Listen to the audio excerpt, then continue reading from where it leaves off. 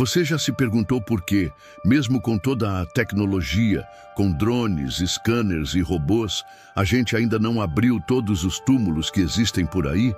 O que realmente impede os cientistas de simplesmente escavarem e explorarem tudo o que encontram?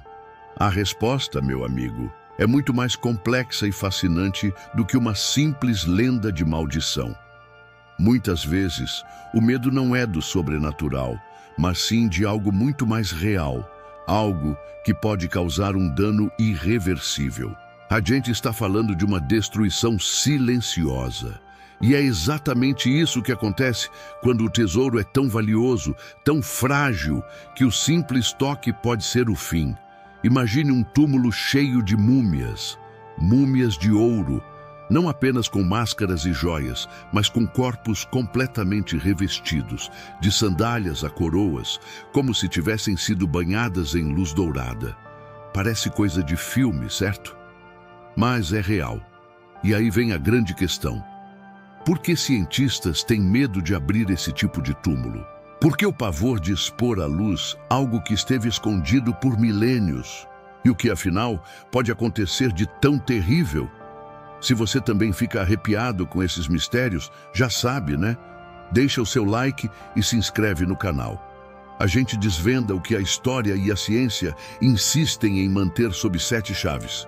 A história que vamos mergulhar hoje nos leva até o Egito, a terra dos faraós, pirâmides e, claro, das múmias. Mas não estamos falando de qualquer múmia. Estamos falando de um espetáculo de riqueza, um nível de opulência que até hoje nos deixa de boca aberta. Estamos em uma das descobertas mais importantes do nosso tempo. O Vale das Múmias de Ouro, em Bahariya, a cerca de 370 quilômetros do Cairo. Foi no final da década de 1990 que o arqueólogo Zahi Hawass, uma lenda viva na egiptologia, fez uma descoberta que mudaria para sempre a forma como vemos as práticas funerárias no Egito romano. Ele não encontrou um, nem dois, mas um cemitério inteiro.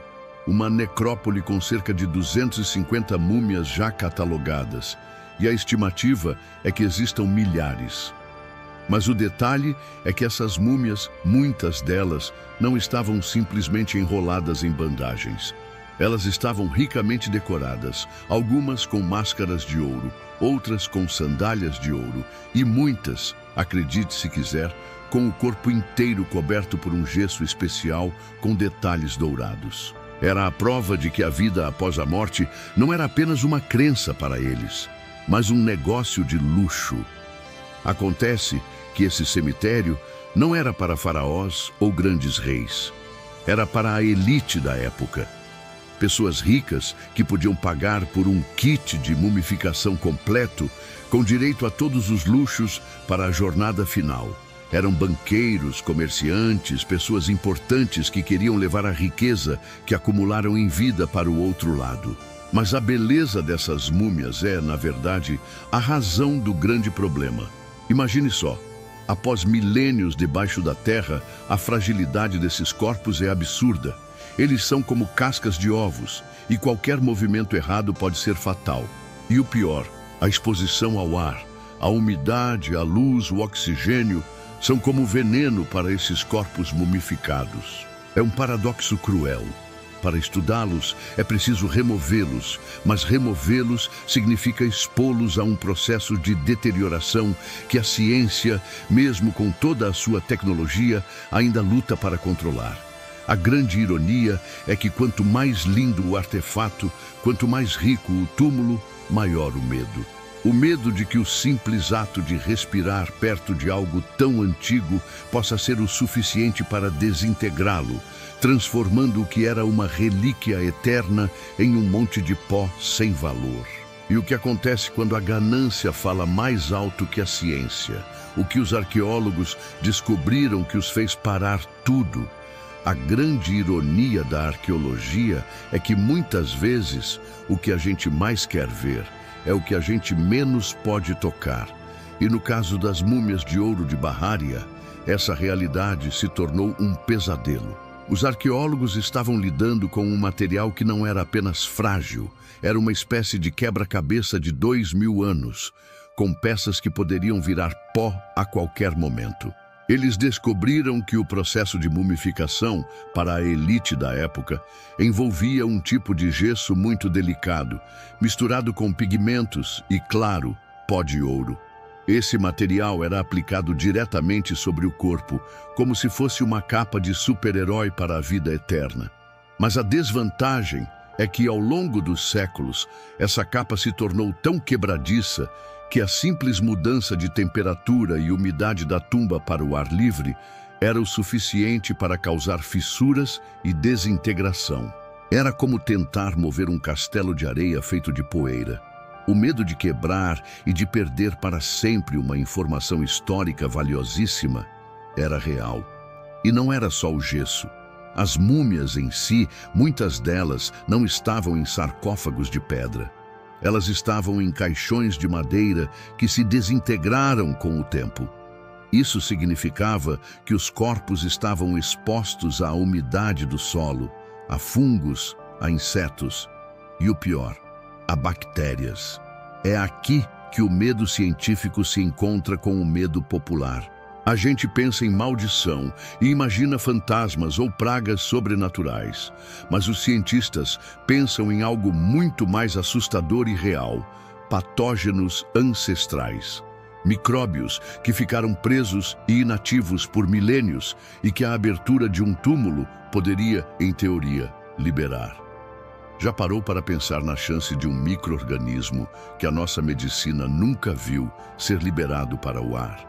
Um patógeno que evoluiu em um ambiente totalmente diferente e para o qual não temos defesas. A gente está falando de algo que não é ficção científica, mas uma preocupação séria para biólogos e patologistas.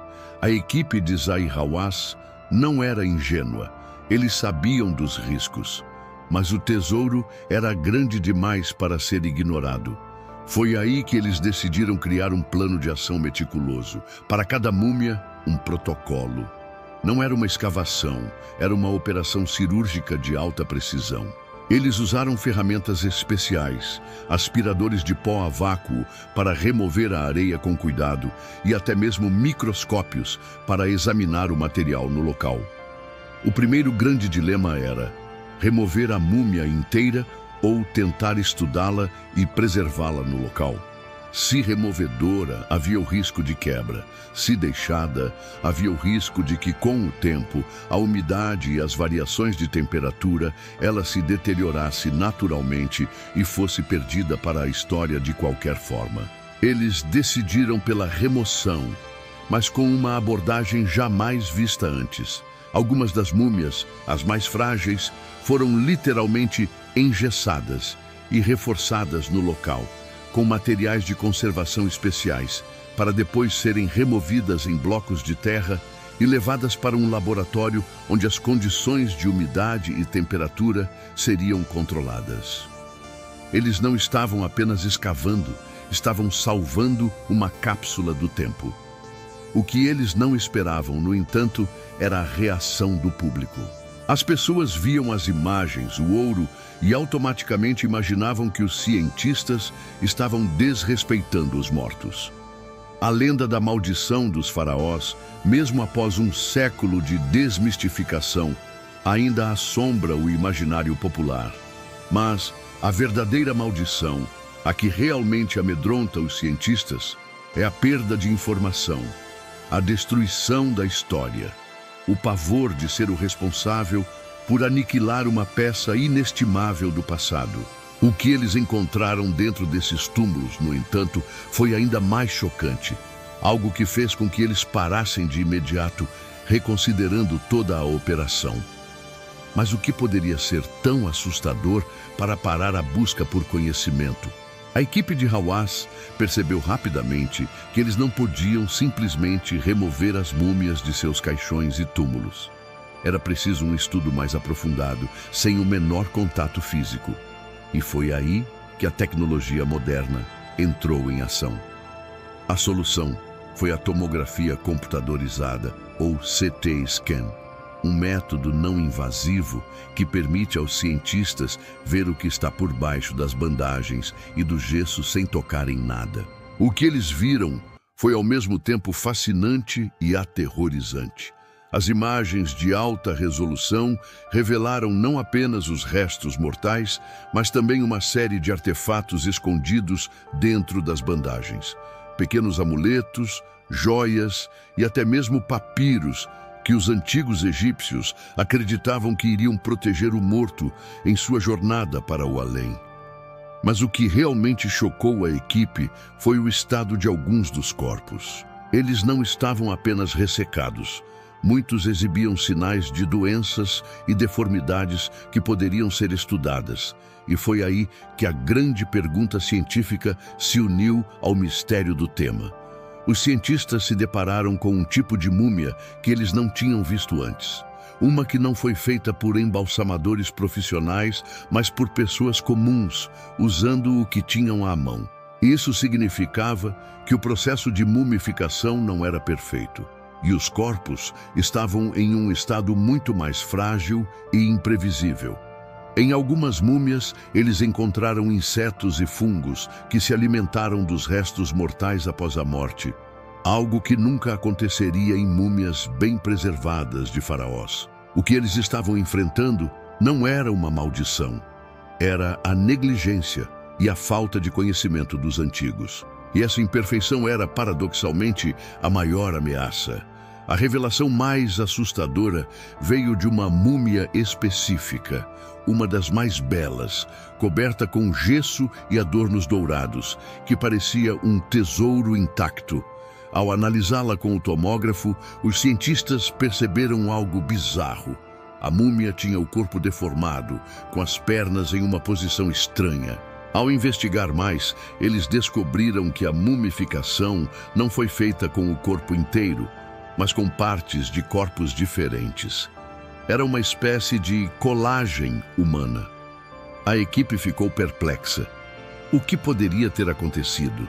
Por que alguém seria enterrado de uma forma tão estranha e macabra? A teoria mais aceita é que a pessoa morreu em um acidente ou de alguma doença contagiosa, e por alguma razão o corpo se desintegrou ou foi danificado de forma irreparável. Então, para honrar o ritual, a família tentou mumificar o que sobrou e reconstruir o corpo da melhor forma possível. Isso levanta uma série de perguntas perturbadoras. O que aconteceu com a parte que faltava? E mais importante, se essa mumificação foi improvisada, quais perigos biológicos poderiam estar escondidos lá dentro? A descoberta dessa múmia colada fez com que o projeto fosse imediatamente reavaliado. A fragilidade não era apenas física, era também biológica. Eles não sabiam que tipos de doenças ou patógenos poderiam ter causado a morte daquelas pessoas. As bandagens, por exemplo, podiam conter resquícios de micro-organismos que, uma vez expostos ao ar, poderiam se reativar e representar um risco para a equipe.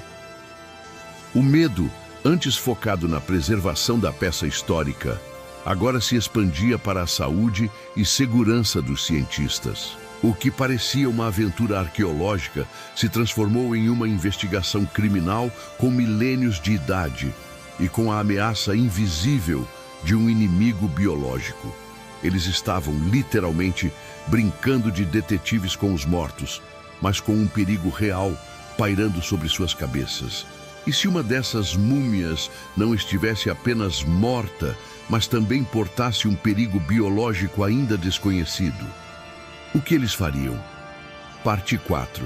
A equipe de Zahi Hawass decidiu que o risco era grande demais para ser ignorado.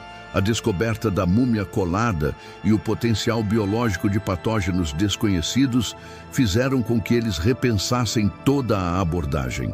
Afinal, a história não vale mais do que a saúde e a vida dos cientistas.